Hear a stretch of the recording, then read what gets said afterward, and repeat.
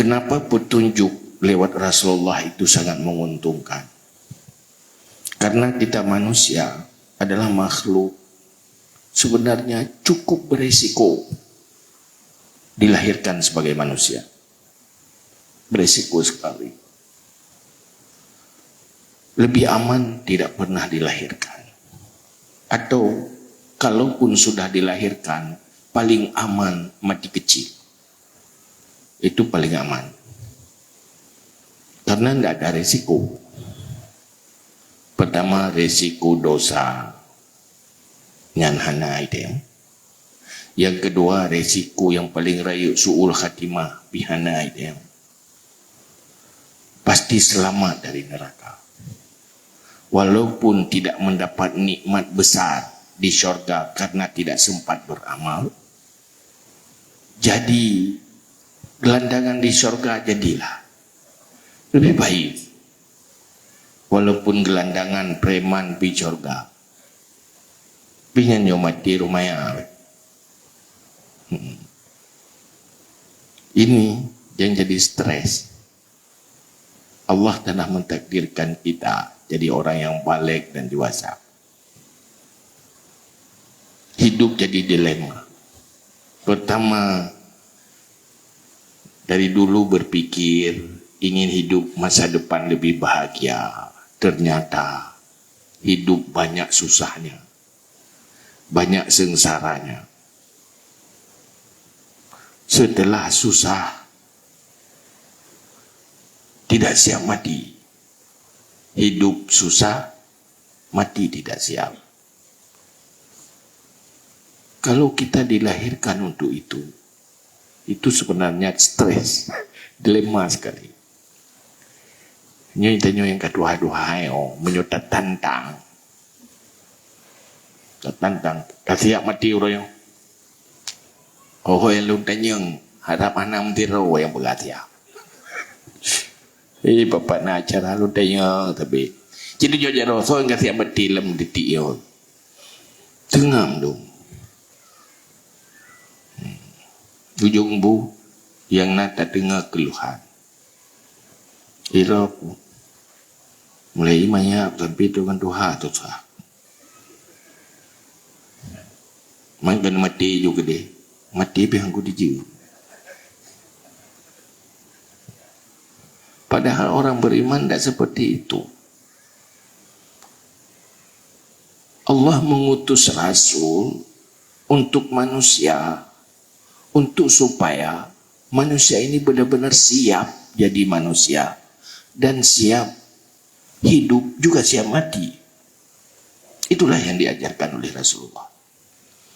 Hidup siap dalam segala kondisi apapun dan siap mati karena memang harapannya kuburannya Raudatum Miryadil Jannah, kebun dari kebun syurga. Maka oleh karena itu beruntunglah manusia yang mau menjadikan agama sebagai kehidupan. Tidak ada cara lain.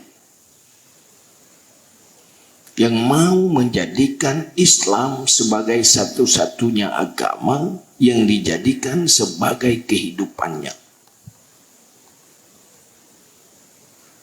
Artinya hidupnya dalam agama dan agama sebagai kehidupannya. Inilah perjalanan hidup yang menjadikan perjalanan ke syurga, bukan perjalanan ke neraka. Wa'tasimu bihablillahi jami'an wa la tafarraqu. Wazkuru ni'matallahi 'alaikum id kuntum a'da'an fa'alafa baina qulubikum fa asbahtum bi ni'matihi ikhwana. Wa kuntum ala syafa hufratin minan nar fa anqadhakum minha. Yang inti dari ayat itu, kita diperintahkan berpegang teguh kepada tali Allah. Dia jadikan agama sebagai pedoman kita, konsep, pola pikir, perilaku kita. Ingatlah, kamu dulu berada di pinggir neraka, hanya menunggu masuk neraka, mati menuju neraka. Fa'angkadakum minha. Allah selamatkan dari neraka lewat kehadiran Rasulullah, lewat iman dan akhlak. Hal yang paling beruntung selamat dari neraka itu pertama, tidak jadi penghuni neraka. Tidak jadi penghuni neraka, jadi tanah aja bisa juga. Karena semua penghuni neraka berharap jadi tanah saja. Laitani kuntu turaba. Saat melihat makhluk yang lain tidak masuk neraka, binatang tidak masuk neraka, tidak ada salah dengan Allah, kemudian mereka jadi tanah, semua calon-calon penghuni neraka berharap andai aku jadi tanah, bahagia sekali. Yang kedua, jadi penghuni syurga. Dua keuntungan, selamat, beruntung. Setelah selamat, kemudian beruntung. Itu satu-satunya lewat Islam. Wa may yabtaghi ghairal islami dinan fala yuqbala minhu fahuwa fil akhirati minal khasirin. Siapa yang menjadikan yang bukan Islam sebagai agama, Allah tidak terima. Agama banyak, tapi Allah dalam Al-Quran menyatakan yang diterima di akhirat, nah, itu Islam. Mau masuk syurga, yang bukan Islam fala yuqbala, tidak diterima. Maka bagaimana kita mau menjadikan agama sebagai kehidupan? Pertama, ikutilah Rasulullah. Apa? Punya ilmu dulu. Punya ilmu. Rasulullah membawa agama. Pertama, memberi ilmu. Yang kemudian, para ulama merumuskan ilmu-ilmu yang dari Rasulullah itu di dalam 3 kategori ilmu. Tauhid, tasawuf, fiqh. Ilmu inilah yang menjadikan sebagai jalan ke syurga. Likulli syai'in tariqun wa tariqul jannah ilmu. Semua ada jalan, jalan ke syurga adalah ilmu. Di situ bermacam rumusan-rumusan. Ada rumusan yang general yang dikatakan dengan ilmu fardu'in. Itu wajib setiap pribadi menguasai ilmu fardu'in. Baik yang berkaitan dengan keimanan yaitu tauhid, berkaitan dengan ibadah dan semua aspek kehidupan yaitu fikih, yang berkaitan dengan hati dan akhlak yaitu tasawuf. Itu ada standar fardu'in. Yang kedua, ilmu yang khusus sesuai dengan status dan kondisi kehidupan. Misalnya, kalau beragama dalam berkaitan dengan ibadah, itu ada ibadah yang wajib, itu wajib ilmunya.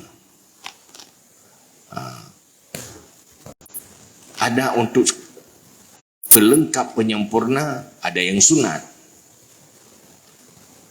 Yang kedua, orang dalam kehidupannya yang namanya manusia tidak mungkin 24 jam dalam ibadah mahdah. Itu hal yang tidak mungkin secara umum. Tidak mungkin 24 jam kita di masjid. Tidak mungkin.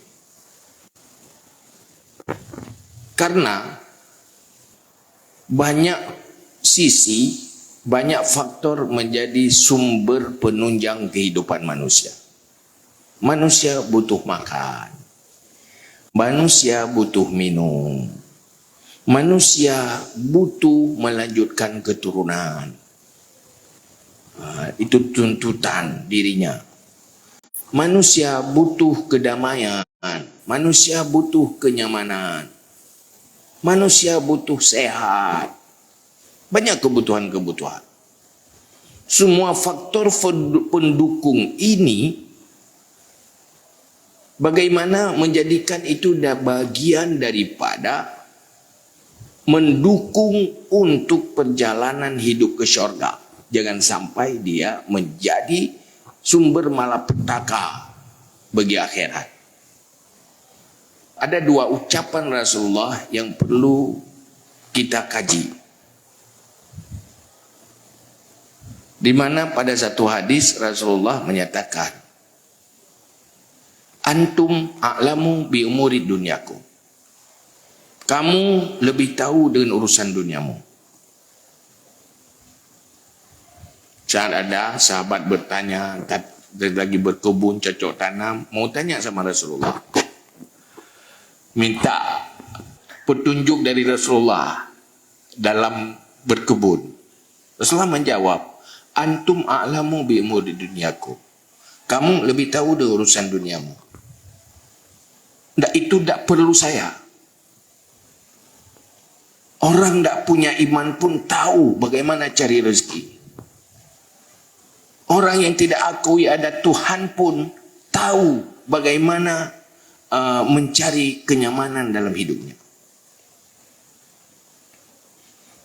Tetapi dalam hadis yang lain Rasulullah menyatakan, dunyaka la tadurru akhirataka. Duniamu jangan sampai jadi malapetaka bagi akhiratmu. Silakan berkebun, tapi jangan masuk neraka karena berkebun. Silakan berkeluarga, jangan masuk neraka karena mengurus rumah tangga. Silakan berdagang, jangan sampai masuk neraka karena berdagang. Maka di sana perlu bimbingan. Bagaimana beragama di dalam kehidupan. Itu gambarannya. Pada hari ini saya hanya ingin berbicara karena tentang hal yang berkaitan dengan orang-orang yang sedang berada di depan saya hari ini. Nah, saya pikir lebih cocok mengambil aspek itu saya berbicara. Di mana yang berbicara ini dengan pendengar ini adalah orang-orang yang hidup tidak menyendiri. Bukan dia hidup di gunung, di gua sendiri, tetapi manusia-manusia yang komit beragama tetapi berada di dalam ruang publik.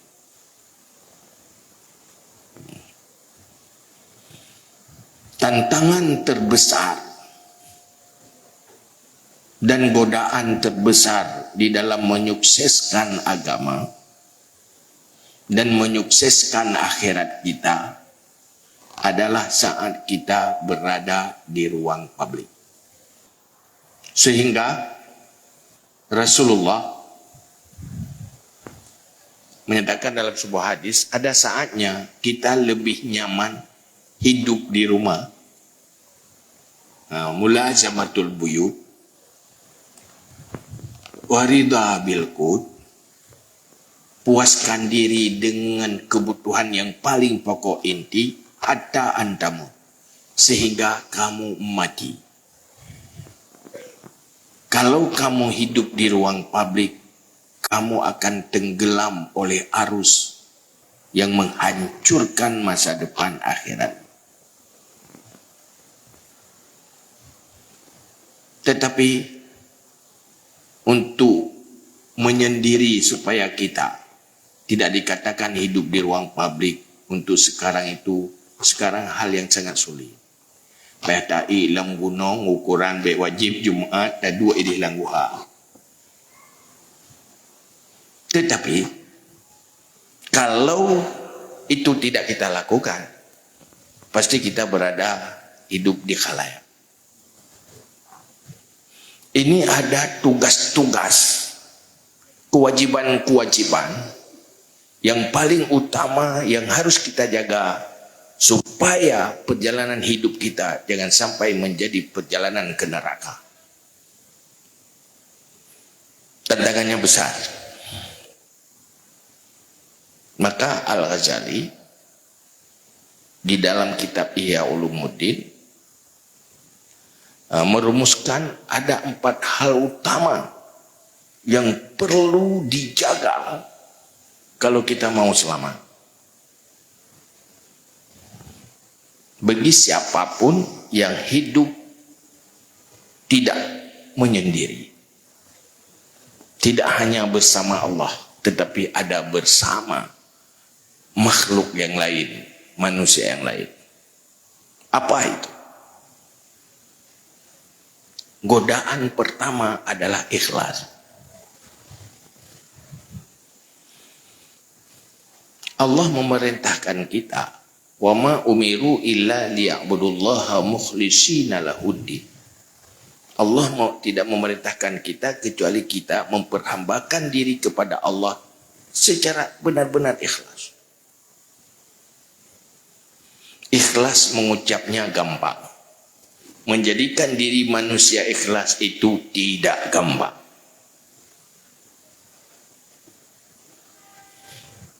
Hidup di ruang publik itu semakin besar tantangan untuk menjadi manusia ikhlas.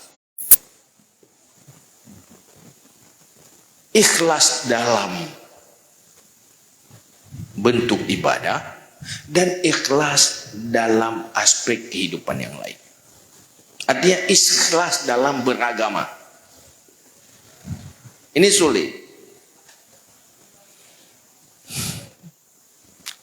Pertama kita tahu orang beragama itu adalah orang yang komit dengan halal haram di dalam hidupnya. Di semua aktivitasnya.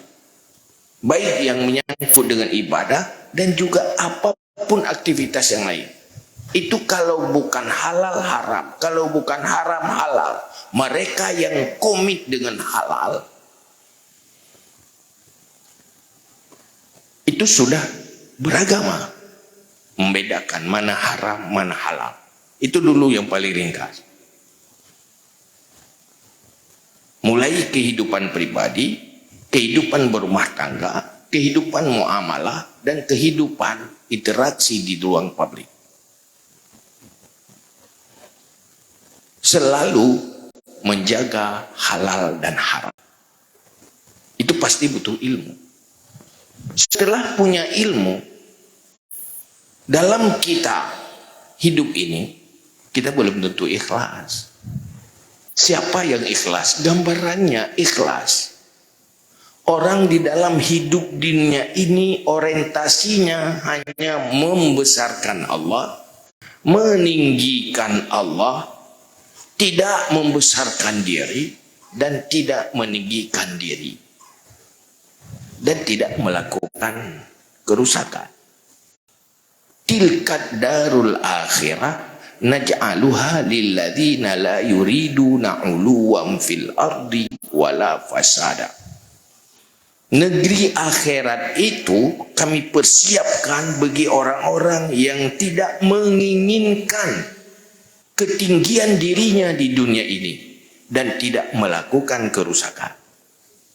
Kalau kita salat misalnya, sudah salat, apa tidak mungkin kita cari ketinggian dunia?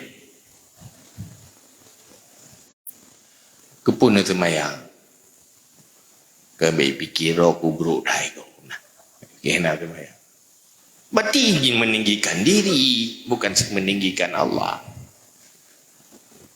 Atau ingin menghindari kejatuhan dalam penilaian manusia. Itu tidak dapat surga. Itu tidak ikhlas.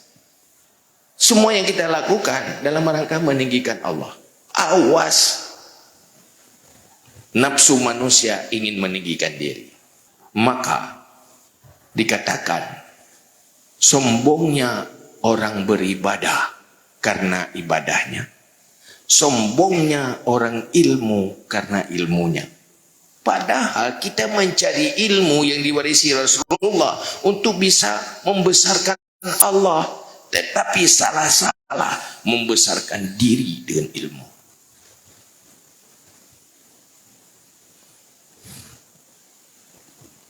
Kok ya teka ubek tanya dan ikut ya keraya kau.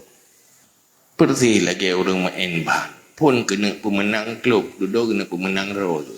Tinggal menyona bola hang tim jo kugop tekuk pelup lingon tak ko raya ngan ubek kanya. Kita diperintahkan besarkan Allah dalam beribadah. Besarkan Allah dalam mencari ilmu. Salah-salah tergiring kepada membesarkan diri, hilang ikhlas. Tengah timoh dengki, anjut tagai raya go, anjut tagai deh go, anjut tagai lapa go. Itu manifestasi akibat dari tidak ikhlas. Dah dalam berilmu, beramal, beribadah, dalam berumah tangga, bagaimana ikhlas? Rumah tangga Muslim, di sana ada rumusan-rumusan Islam dalam rumah tangga. Di sana ada hak dan kewajiban suami, ada hak dan kewajiban istri, dan itu perintah Allah. Ada katakan, nyum ukuran rumah tangga apa nih urusan agama? Oh enggak. Masuk aja lewat pintu gerbang agama syariat yaitu nikah. Di situ ada sahnya, ada batalnya, ada halalnya, ada haramnya. Masuk ke rumah tangga juga ikhlas karena Allah. Bagaimana ikhlas? Pertama, seorang istri kalau mau jadi perjalanan rumah tangganya sebagai seorang istri menjadi perjalanan syurga, dia harus mencari ridha suami. Kenapa dia cari ridha suami? Karena sebagai modal untuk mendapatkan ridha Allah. Bukan membesarkan suami karena nafkah, bukan karena harta materi, tapi membesarkan suami karena Allah. Kenapa Anda takzim suami? Karena aku mentakzimkan Allah. Karena itu perintah Allah. Kalau bukan perintah Allah, untuk apa saya hormati suami? Kan sama saja. Dia manusia, aku manusia. Ngenamna. Suami menafkahkan istri karena Allah. Bukan karena takut diomeli. Akhirnya apa? Perjalanan rumah tangganya menjadi ibadah dan berpahala. Di mana dia dapatkan ridha Allah? Lewat modal mencari ridha seorang suami. Tidak ada ukuran siapa suami. Yang penting itu suami. Kenapa dia melakukan kebaikan kepada keluarganya? Karena Allah memerintahkan wa'ashiruhunna bil ma'ruf. Bergaulah dengan mereka secara baik. Karena itu perintah Allah. Lakukan karena Allah. Bukan karena kepentingan duniawi. Itu sudah ikhlas karena Allah. Banyak istri yang bersikap baik kepada suami. Banyak suami bersikap baik kepada istri, tapi belum tentu ikhlas. Ini butuh rumusan ilmu. Ikhlas dalam berdagang punya konsep sendiri. Ikhlas di dalam pergaulan punya konsep tersendiri. Maka itu semuanya ada rumusan ilmunya. Tanpa ilmu tidak mungkin kita menjadikan agama sebagai kehidupan. Maka Rasulullah mengatakan wabil ilmi hayatul Islam. Hanya dengan ilmu Islam hidup. Dengan kebodohan dan kejahilan itu mustahil Islam bisa hidup. Membiarkan umat dalam kejahilan sama dengan membiarkan Islam tanpa ruh. Hanya bangkai-bangkai Islam. Kita lihat masing-masing ke rumah tangga sendiri. Apa sudah masuk ilmu Islam dalam standar minimal ke setiap rumah tangga? Apa kepala rumah tangga di situ pemimpin Islam atau hanya seorang kepala rumah tangga?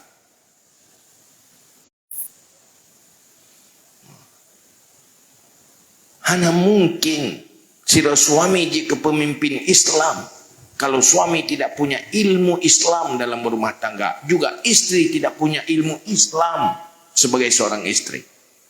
Harus bekali dulu dengan ilmu. Maka semuanya, bagaimana menjadikan semua kehidupan itu menjadi nilai amal dan berpahala. Maka pastikan ikhlas. Yang kedua, kalau hidup di ruang publik, kewajiban yang perlu diperhatikan, yang ini menjadi terlupakan dan berbahaya, resiko bagi siapapun yang hidup di ruang publik, di mana dosa orang lain menjadi dosa bersama, karena meninggalkan kewajiban amar ma'ruf nahi munkar. Kuntum khaira ummatin ukhrijat linnas ta'muruna bil ma'ruf wa tanhauna 'anil munkar. Kita umat yang istimewa, yang terbaik, karena kita tidak cuma baik oleh diri kita sendiri, tapi juga memperbaiki yang lain. Ia hanya sempurna, hanya droi suci, tapi tidak menyucikan.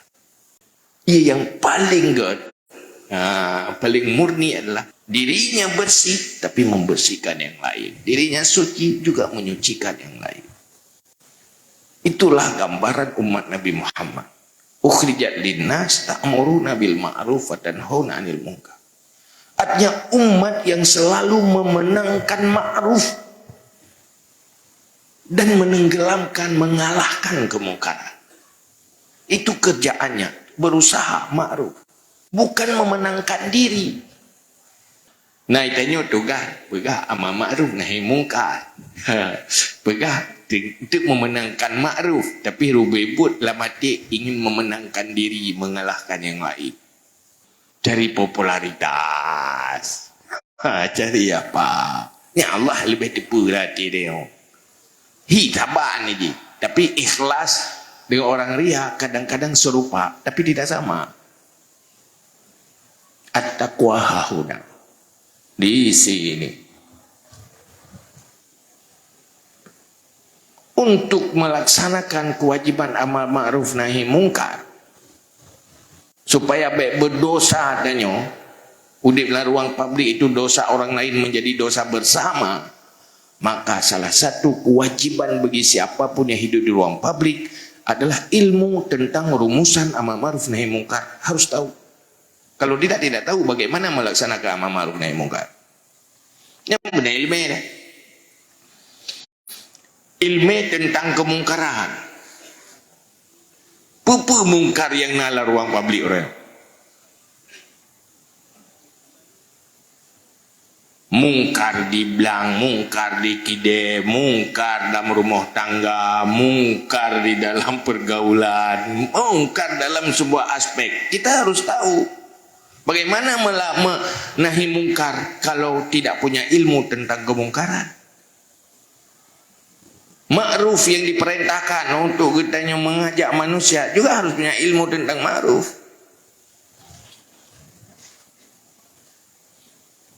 Kemudian baru melaksanakannya dengan tahapan amar ma'ruf nahi mungkar. Lam amar ma'ruf nahi mungkar, tahapan pertama berilmu dulu. Baik daya perintah picrok go biak semayang, tapi hana pernah tak purno cara semayang. Nyekat menah ni ji. Dah sinut udeng tak yu semayang, tapi hana tahu purno semayang. Taklim dulu, bimbing dulu.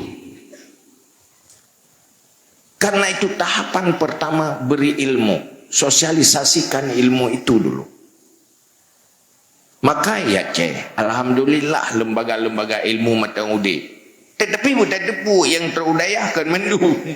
Pada persen agak. Karena mandu terudaya. Sementara yang tidak terjangkau ruang kosong itu banyak sekali. Siapa yang melakukan amar ma'ruf nahi mungkar dimulai dengan sebarkan, sampaikan ilmu Islam ke sana.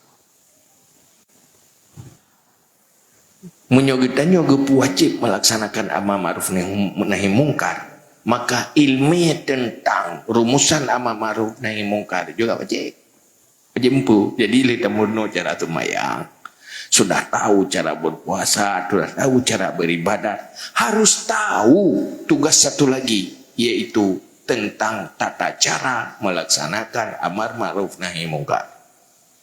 Yang payah purno. Baik itu bahasa menopu pasai lumo grup payah budak cekku. Nak rohnya Allah Ta'ala. Iya, itu urusan dia dengan Allah kalau dia berdosa. Tapi kita punya kewajiban.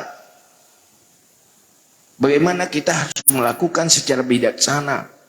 Memperkuat ma'ruf, memenangkan ma'ruf. Dan mencegah kemungkaran. Nah, maka Imam Al-Ghazali geperno tentang jenis-jenis mungkarnya. Terus masjid bukan mungkaratul masajid, mungkaratul aswaq. Kemungkaran yang ada di masjid supaya orang jauh ke masjid baik bagemita do pala na dosa ketinggalkan amar ma'ruf nahi mungkar di masjid. Hai jangan nak sembahyang, tapi nak kemungkaran yang hana lakukan amar ma'ruf nahi mungkar. Tak dosa sangat aja. Tak jauh ke masjid merupakan dosa. Kok di masjid ada kemungkaran? Ya di masjid aja ada mungkaran. Apalagi di tempat lain. Mungkaratul aswaq, di mungkaran di kedai-kedai dalam transaksi dan jual beli. Umat Islam itu selalu melakukan amar ma'ruf nahi mungkar itu. Sekurang-kurangnya kalau mereka masih jahil, tidak punya ilmu, kasih ilmu dulu. Bilmedi. Dalam kehidupan rumah tangga juga mana? Kikala nuroyo. Apa semua pasangan yang kawin itu dia masuk lewat pintu gerbang syariah, yaitu nikah. Kemudian dia hidup dalam rumah tangga, sudah tahu bagaimana konsep hidup rumah tangga Islam.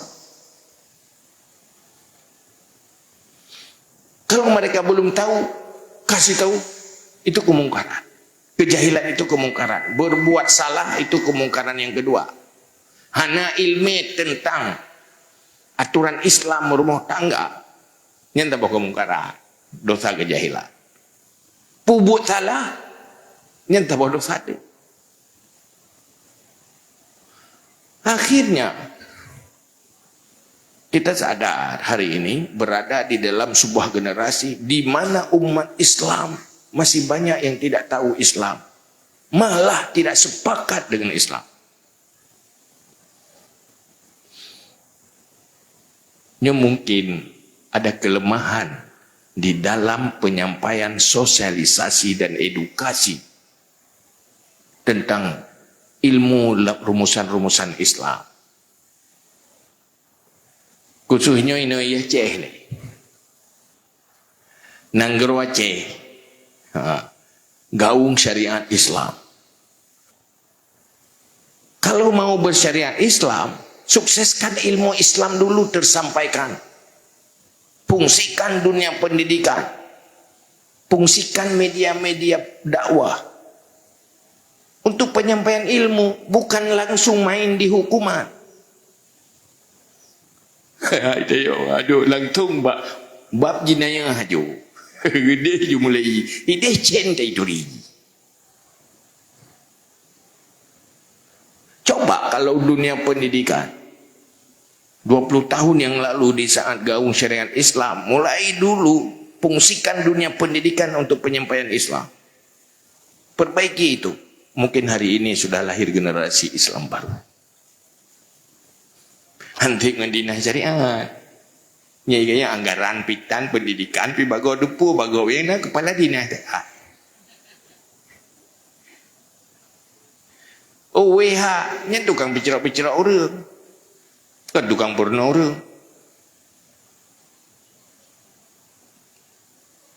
Ini yang jadi masalah. Salah satu kemungkaran pertama itu kejahilan. Perilaku itu wujud dari kejahilan. Mereka tidak tahu Islam.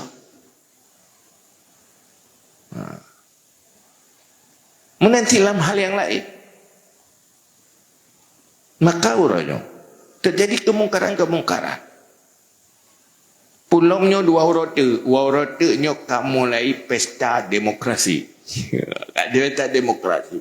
Sudah mulai lagi bagaimana mengupdate permusuhan.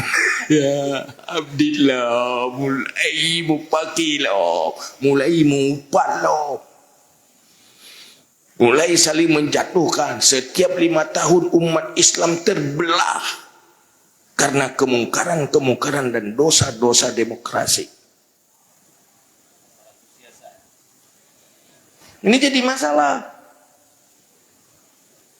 Karena mereka tidak punya ilmu, tidak punya edukasi bagaimana menjadikan instrumen demokrasi itu untuk memperkuat ma'ruf dan menghilangkan kemungkaran. Pokoknya di mana-mana. Urutnya dua buah masalah. Menyusul zaman terakhir sebelum danyo adalah zaman Kesultanan Islam. Mereka masih mampu melahirkan pemimpin Islam, sultan-sultan Islam. Tetapi di era demokrasi, umat Islam tidak mampu melahirkan pemimpin Islam. Artinya, pemimpin-pemimpin yang benar-benar memimpin Muslim, menyelamatkan dunia dan akhiratnya. Ini jadi masalah. Yang kedua, hanya bermusuhan. Kamu pakai terbelah. Yang kedua, yang kelih. Ini yang paling utama udah di ruang publik supaya ancur agama, ancur masa depan akhirat. Tantangan yang paling banyak menjadi dosa-dosa yang menghancurkan kebaikan, yang membuat manusia tidak siap untuk mati karena banyak dosa-dosa, yaitu ghibah. Mupat.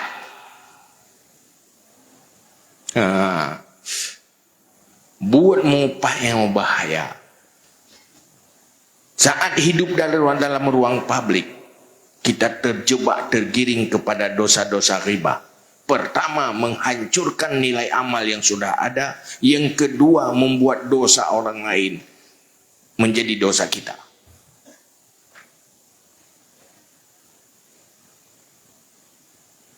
Yang payah jaga. Karena banyak manusia tidak selamat masuk neraka. Aksaru ahlin nar min hasraidi al-sinatihi. Banyak penghuni neraka hasil dari kerjaan komunikasi yang salah. 70% aktivitas danyo adalah komunikasi. Kamu kat pergi komunikasi, jauh belang pergi komunikasi. Tapi nak interaksi, nak komunikasi. Tetapi etika komunikasi tidak pernah terjaga. Betapa dia tu galak sebab berhina ke peraya rawan lupa galak. Pufep go pumung ro ian memang makanan paling lezat. Leuh dan ibadah, leuh dan meretip, habis pahalanya kuat. Iga wah hadiah pahala ngkuluhu, itanya kan pahala dia dah hadiah ke gok ngata upak gok. Upak gok kena. Ujungnya amalan kebaikan kedih mu tulis dalam buku gok, amalan dosa gok mu tulis dalam buku tengok. Karena mu pak ribah.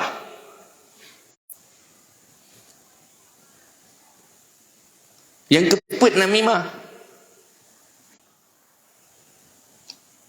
Pinah-pinah berita yang merusak suasana. Baba-haba. Pulau Rayo nak teknologi kan. Semakin mempercepat ke neraka. Pakai teknologi jauh neraka. Punya jamun tidak mupat. Enggak. Pada perih jaga orang le. Punya hanangan kan. Kepada tapi orang nak tahu dengar. Gimana mupat. Orangnya tinggal share.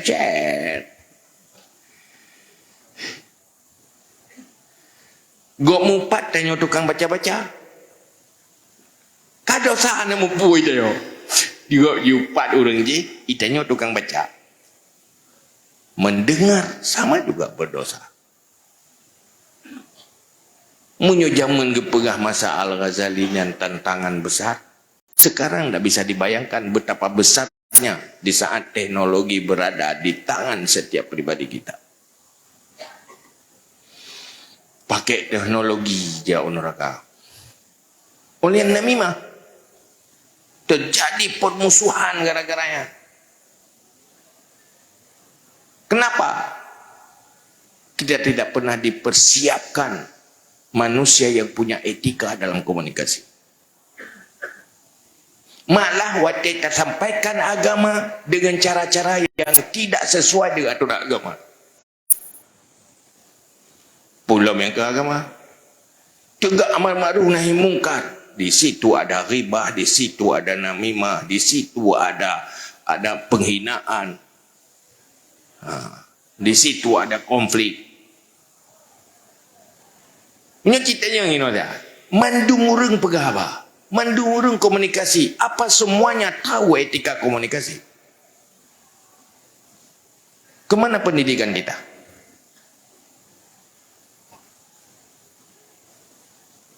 Hidup pikuk. Munyo sekedar masalah hidupnya hana pupu, carut maru hidupnya. Tapi dosa itu terbawa sampai ke akhirat. Tinggal rupa je apa dah pala sembahyang kabeh mah dia ke go. Ya kan? Iuru mekat pi bagi perfect go bubek lagu mengal lagu ataro pi mupa je. Macam-macam lah.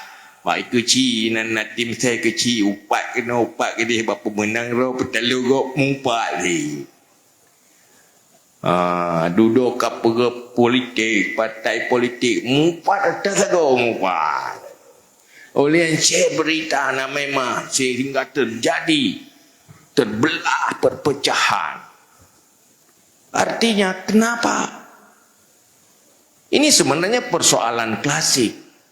Maka hadir Rasulullah liutammima makarimal akhlak. Berakhlaklah di dalam semua aspek kehidupan. Kalau tidak berakhlak, berbahaya dunia dan akhirat. Sampaikan akhlaknya. Dan apapun yang kita lakukan, kalau ingin bahagia di akhirat, ingat, jangan cari ketinggian dunia. Artinya, kita hanya meninggikan Allah. Bagaimana meninggikan Allah? Ya, membesarkan zat Allah, kemudian meninggikan kalimat Allah, dan meninggikan segala yang diperintahkan oleh Allah. Bukan meninggikan diri untuk keuntungan duniawi. Yang gambaran-gambaran umum dalam semua aspek kehidupan, pribadi, rumah tangga dan sebagainya. Maka kepegah tu urangnya pakan Islam itu tidak hidup. Semuanya dasar kegagalan tersampaikan ilmu Islam itu gagal di langkah pertama. Maka pegahli hukama zihabul Islam bi arba'atin. Islam itu hilang dengan sebab 4 perkara. Pertama, ya'malun bima la ya'lamun. Mereka beramal tapi tidak punya ilmu. Engkau pubut dan juhana ilmu. Artinya ya'malun bima la ya'lamun. Yang kedua, la ya'malun bima ya'lamun. Yang punya ilmu tidak mengamalkan. Yang mengamalkan tidak punya ilmu. Itu membuat Islam tidak hidup.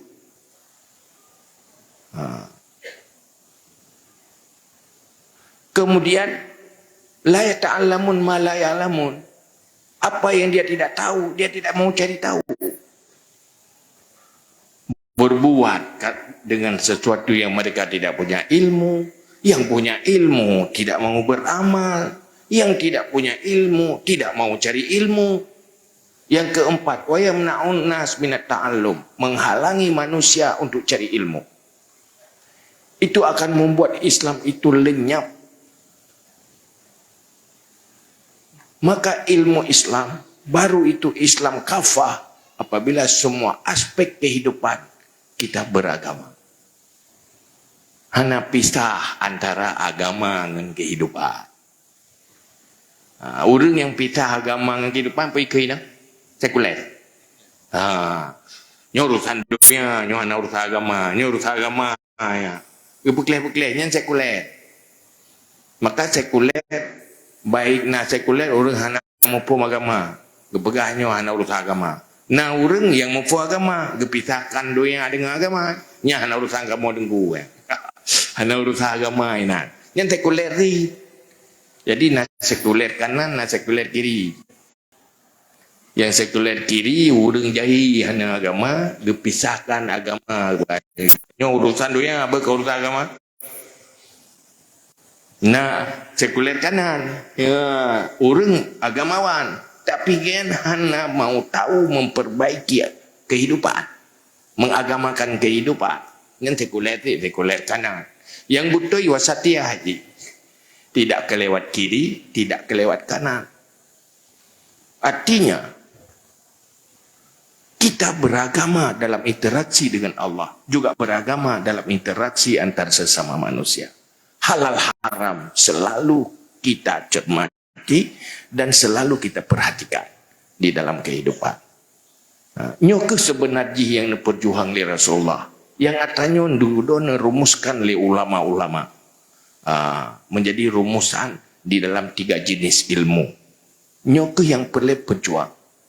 Maka persoalan kita sekarang tidak tersosialisasikan dan tidak tersampaikan secara memadai ilmu Islam ke semua ruang. Udahnya kamu nak tengkuna semua berat. Yang hidayah. Yang pada persen. Yang teruk kena jangkau oleh semua berat. Naik jangkau oleh majlis taklim. Pada persen. Yang ruang kosong yang klik-klik je nya hanya tahu jangkau pada persen. Yang jadi masalah. Yang klik-kliknya nya hasil tak pernah teruk kena dia. Yang teruk ya. Majlis taklim pihan teruk. Musuh masjid tentu roh jemaah. Jadi yang kenang-kenang ilmu tapi yang tidak. Yang mesti tak pegang acara kan tengah maulid laum. Tajak kena ulang tak. Yang dia hurung derawan nanti laum.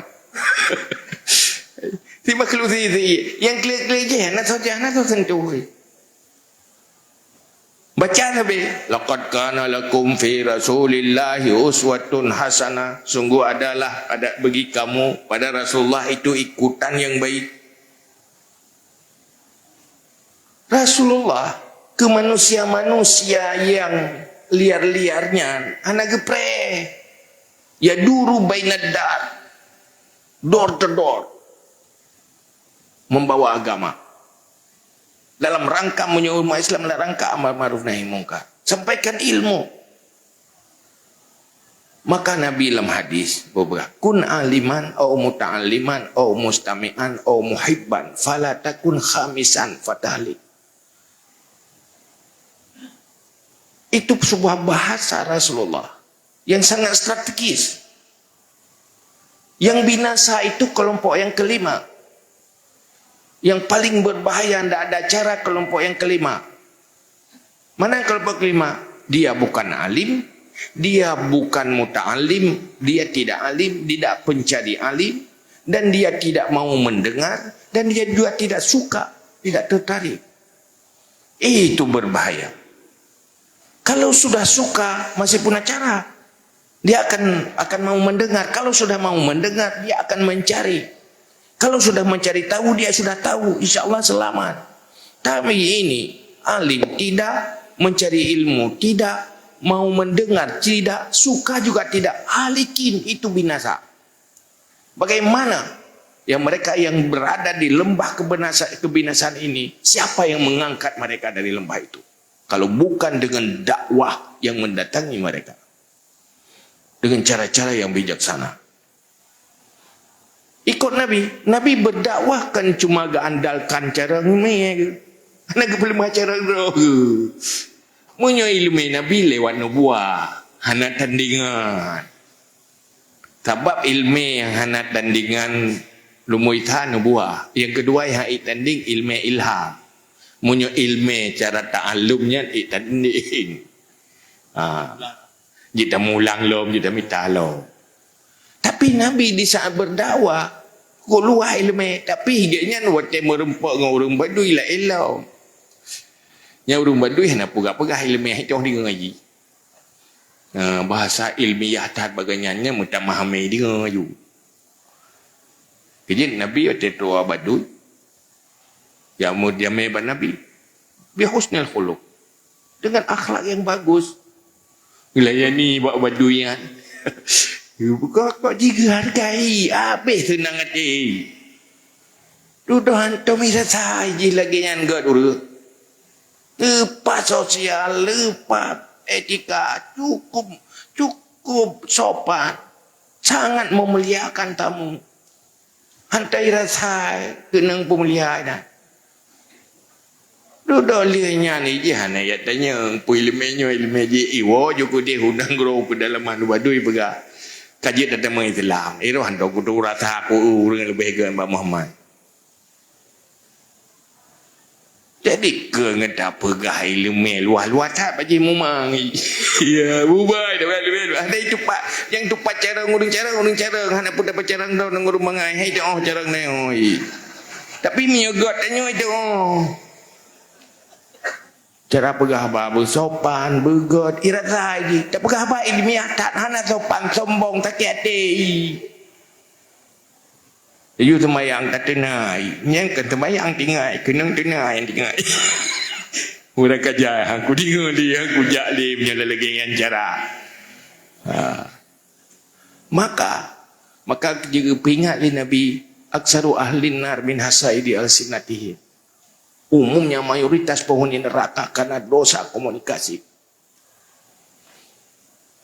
Bahaya. Dan meretip adalah semayang punya menyonang. Menyomong pat. Tapi saya berupa mumpat. Dengan umpat lagi nanti. Namimah lagi nanti. Dia tak pegah abang tanya orang tengah yang nak jadi tengah ide. Orang tengah damai dengan keluarga kapake. Orang tengah damai dengan suami isteri dengan tak petruk berita lagi tanya kaceri je. Hanya dengan namimah. Menderita anak karena cerai lah kau dengan purmo. Pakan cerai karena lalat merah pembawa berita. Yang berita orangnya pihak hek memang dengan tepat. Kenapa ya Honda share na pulsa selesai. Langsung dua dan gerol dalam detik terus. Hai mu pakai goi dia. Inom pakai gede-gede mu pakai geno. Hancur lebur. Bukan kita dilarang memakai teknologi. Tapi tidak siap untuk itu. Karena kita tidak punya akhlak dan etika. Gagal di karakter, gagal di akhlak. Ini yang jadi masalah. Sehingga kan salah teknologi, kan salah demokratisasi. Tapi manusia hancur-hancuran karena gagal mengikuti akhlak yang diajarkan oleh Rasulullah Sallallahu Alaihi Wasallam. Maka Rasulullah dua buah itu ingin sukses dunia dan akhirat.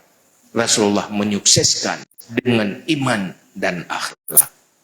Iman dan akhlak sukses akan sukses dunia dan akhirat. Itu inti dari perjuangan Rasulullah sallallahu alaihi wasallam. Wallahu a'lam bishawab. Billahi taufiq.